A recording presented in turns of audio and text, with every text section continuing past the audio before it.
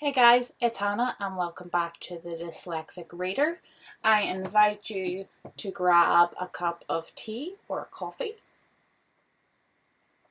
Settle down because we're going to have a review of Circus Mirandus by Cassie Beasley.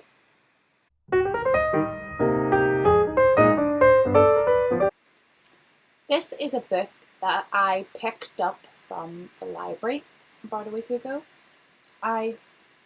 This feels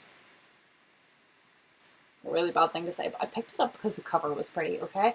It struck my eye. It was bright yellow. It was about a circus. I had ordered the night circus, but it hadn't arrived yet. It has arrived now. You'll see that in my latest book haul that will be up this week. If it's already up, I'll leave a link in the description below. I'm not sure which way around these I want to try out.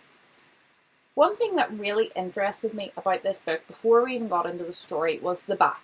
Now, if you can see on the back there, it says, "Try it, read page 72.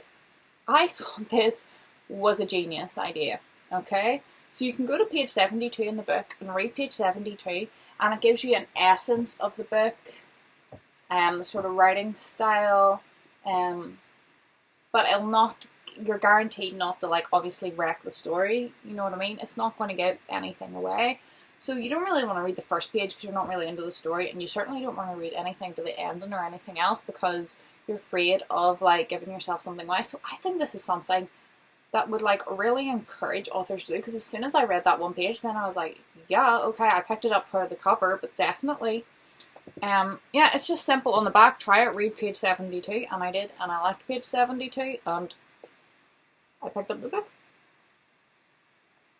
In case you didn't already think I was Tsum Tsum obsessed enough, I'm just having a cup of tea out of my Tsum Tsum mug, but look how cute the glare is killing it. It's Dumbo.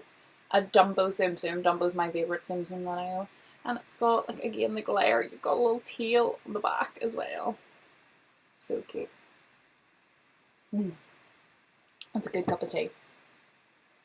Well, this is a book about a magical circus called Circus Mirandus.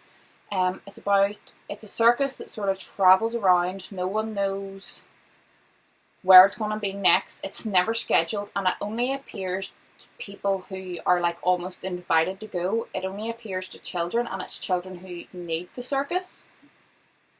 It only appears to them in their toughest times, and they only get a set amount of time depending on how long they need it. You know, it could stay for 1 day or 2 hours or whatever.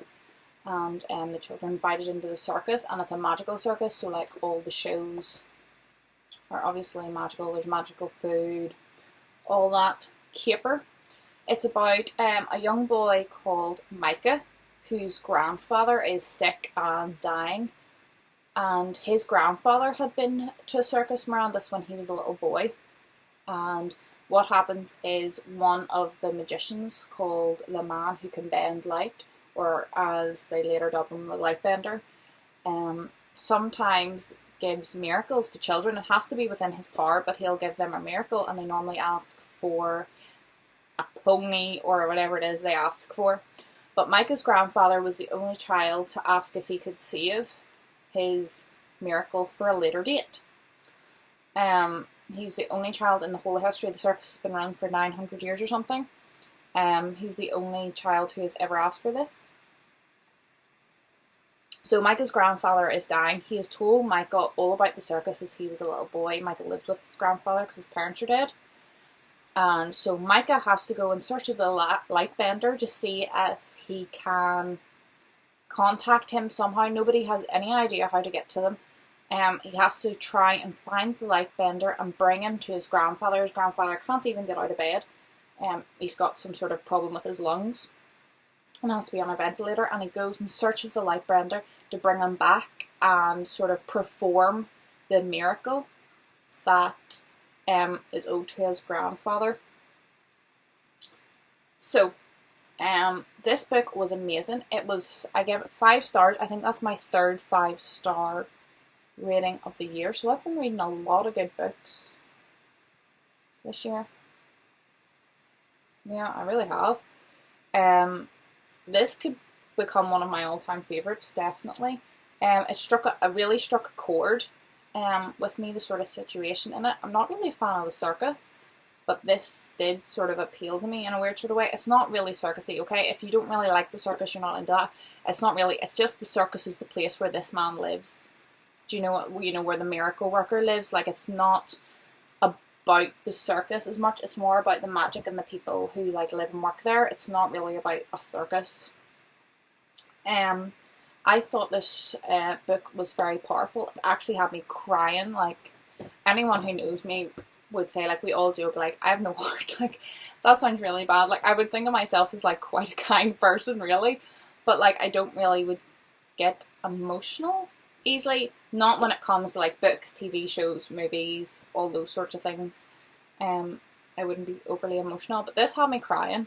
It really struck a chord with me. I think for anyone who has had to watch a loved one die slowly and sort of, you know, knowing that they're going to die within hours, days, weeks, and just watching that descend and waiting for like the last breath type thing, I think this will really connect with you in a powerful way. And I think even if you haven't been in that situation, this definitely would create empathy in anyone who hasn't. The way it is written is absolutely beautiful, okay? The way Micah's relationship with his grandfather and how he watches his illness is really, really beautifully written. Another thing about this book is it sort of hops between the past and the present.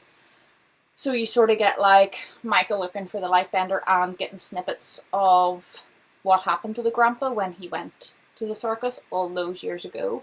I normally hate that in books. Like, really hate that, like all this time hopping back and forth. I never know if we're in the present day or not, but the way it is done is absolutely beautiful. The way Cassie has done it really worked so well. It was so balanced. It was like chapter 4th nearly, and it was very clear what time zone you were in. The characters were really well defined. I think the sort of growth of the characters were really good. I couldn't put the book down. It's not an overly long book, I'll give you that, but it's like 300 pages, which is quite long for me. And obviously with dyslexia and stuff making me a very slow reader, I had this finished in 2 days. I got up one morning and read like a quarter of it before I even got out of bed. And then that night I read up until like the halfway point before I went to sleep. And I got up the next morning really early, went on a run, and just when I came back from my run, sat for like 4 hours and just finished the book. So I read it in like 26 hours or something. It probably took me like 7 hours to read the whole thing, but I was able to get done less than a day, which for me is an incredibly slow reader. I don't tend to read massive chunks at a time, and I don't tend to read more than like once a day. Like, it can be at different times, morning, afternoon, evening, bedtime or whatever, but if I've read for a large chunk in the afternoon, I'll probably not do it before bed. Sort of get overload in my mind, and the words all get jumbled up and I lose characters and stuff. So for me to persevere through all that, to get this finished, because I was so gripped by the story, and then to also give it a 5 stars, because even though by the end I was probably struggling to actually read, the story still connected with me in such a deep way, and I still thought it was so beautifully written. I am super glad I picked this up at the library. I would recommend anyone who sees this book anywhere to grab it. I don't really know about this particular cover. It's a relatively new book. It was only published in 2015. But when I went on Goodreads, like, I found it really hard. No way you can pick like different editions, because obviously different editions have different pages. The sort of the edge of the book is done in those beautiful blue stripes to match the blue in the cover as well, which is kind of cool.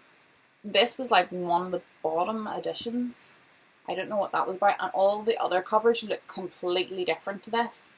So please don't necessarily go looking for this cover and thinking if you see it in the library it'll stick out to you because of the bright yellow, because I don't think a lot of the covers, and probably the US editions and stuff, weren't like this. This was like the bottom Whether this was like a first edition and they didn't print many, I am not sure. But definitely 5 out of 5 stars. I loved it, I loved it, I loved it. I can't say it enough. I could talk about this book all day, but this video is already at like 10 minutes, as I can see. So I'm glad I had my cup of tea. I hope you had a cup of tea or coffee or juice or water or whatever it was that you lifted to join me for this video.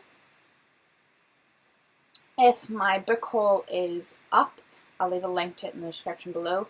If it's not, it'll be out in a couple of days. I'm just editing and stuff. Not that I edit, but I slice out the bits of myself where like a cat will jump on me, because that happens in my everyday life. Or, you know, put my little intro in. That's literally what I do. I put in the intro and I slice out any bits where the cat is like really messing it up. Usually if the cat's just wandering back and forth, I'm like, stupid cat, and leave it. But if the cats are like up at my business wrecking it, I cut that out. That's literally all the editing I do, because that's all the skill that I have when it comes to editing. But yeah, that's me rambling. I hope that you enjoy this video. Come on, comment down below. We'll have a little natter. We'll have a little gossip. If you've read the book, if you haven't read the book, anything else, like, I don't care. I'll talk to anybody about anything, really. I'm quite good at replying to the comments as well. Twitter, follow me on Twitter. I'm quite good at replying to Twitter as well. You can follow me on Instagram, where I'm becoming better at taking photographs. I was so bad when I started, but I thought, YouTube channel, I'll get an Instagram up and going. I'm not very good at taking book pictures, but I am improving. Okay, I have got actually quite a good one that I put up last week when I got this out of the library of Circus Mirandus, in amongst some daffodils for the yellow. So yeah, check that out. And I'm still rambling, although I said I was going to stop 2 minutes ago. So this time I'm really going to go. Hope you're all well, healthy and happy, and I'll see you all in the next video. Bye!